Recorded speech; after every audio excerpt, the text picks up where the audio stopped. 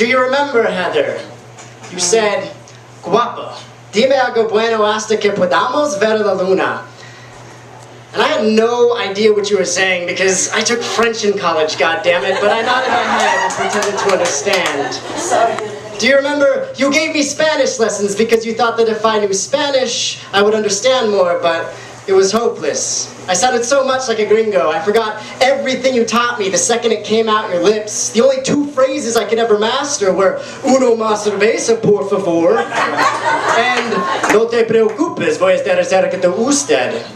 And even though I felt like an idiot, I began to fall in love with the language, with the vowels, the syllables, the R's that rolled off your tongue. And do you remember when we lied on the ground, gazing up at the moon, wondering which language they spoke up there? What was the official dialect of the universe, we asked, and it was when our bare toes touched that I knew the answer. But do you remember, Heather, the day that you changed your name? You changed your name from Maria to Heather. Do you remember Maria?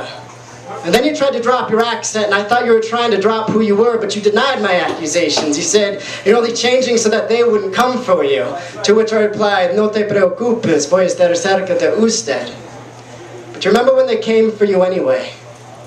They came for you, Maria, in the middle of the night. They ran circles around your house, howling "L'emigración, l'emigración." They demanded impossible payments for the debts of your birth. Do you remember, Maria? When you wouldn't let them in, they pushed through the dark night. They pushed through your dark door. They pushed through your dark screams. And when you tried to cry out for help, they silenced your voice, your vowels, your syllables, yours that rolled off your tongue. And then they took you. Do you remember where they took you, Maria? Because nobody has seen you since. And I can never learn enough Spanish to understand this. I can never learn enough English to understand this. I can never understand this, Maria. Remember, "No te preocupes, voy a estar cerca de usted," which means, don't worry, I will stay close. Which means, I couldn't keep my promises. I'm sorry. Do you remember where they took you? And if I never see you again, if you never make it back across that vast Sonoran desert, if you're overtaken by the coyotes, then I know where you're gonna go, Maria. You're gonna go to a place where you don't have to smuggle yourself in.